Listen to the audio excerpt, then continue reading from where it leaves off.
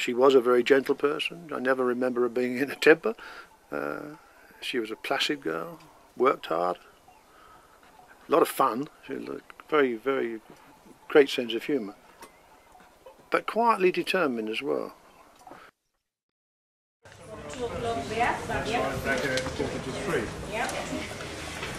3:15. 3:15. I just feel very angry about it.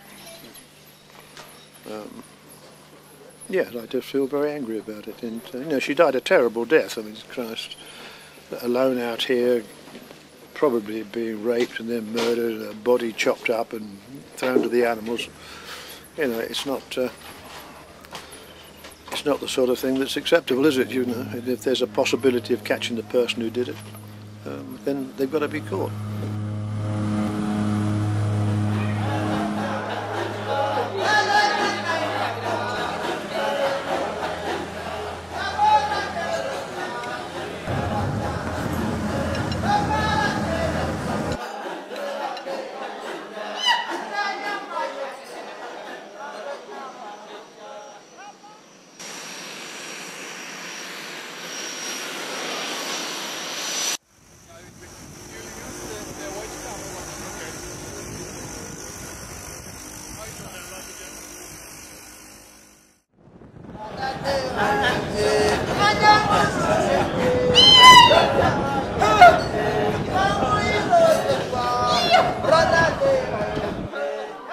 Where are we, John?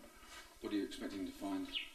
A doctor and a nurse and that sort of thing, a little medical centre is what I was hoping to find. Well, it obviously is sometimes, or perhaps not today. Was this guy went into the High Commission together with, interview with Mr. Adina, right, at the British High Commission. Also present, Mr. Peter O'Deo, MP, Assistant Minister for Rural Development and Authorities, and formerly Assistant Minister in both Ministries of Labour and Foreign Affairs. So, you know, he's somebody of some note. They take in there this entry from the Olololo Gate Medical Centre. Now, you see here, this is all the patients who've come in. Right, address, what their diagnosis, what they get, treatment. Halfway down here, Julie Ward. And the date is 1988, but it's July, is it? But it's the wrong month, you see. 12/7/12/88. She's already dead by then. Yeah. So someone has got it all wrong, but they've gone out of their way to do this. And an MP's involved, and a minister is involved. You see, what the hell's it all about? So I thought, well, I mean, I know it was a forgery, so there's no point in pursuing it. There was no follow-on lead to it. But on the other hand, I'd like to know the circumstances of how this got photocopied, who did it, and why, because it may well be part of the overall thing, the red herrings. You see, it's a fact. It's there, so it has to be explained somehow.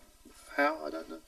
Yeah, we're here, of course, because it was time to show my face again, and that's something I do fairly regularly.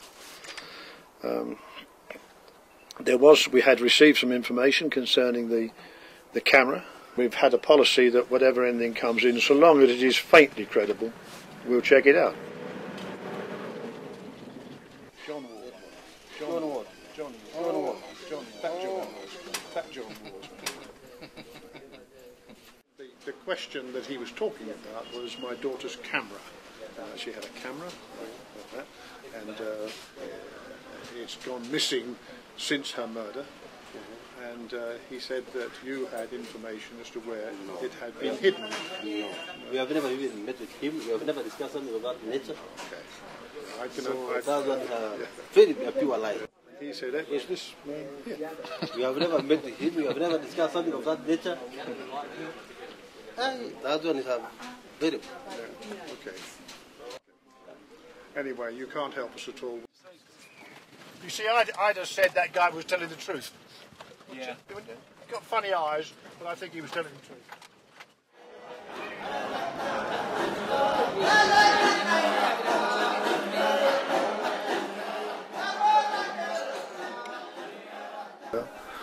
Masai Mara is probably the jewel in the crown so far as Kenyan Wildlife Service is concerned.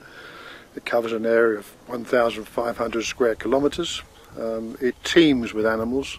In fact, in the very short time that we've been here, which is only 3 days, and we've not really been looking at animals, we've been working, everybody's seen just about every animal there is on the list.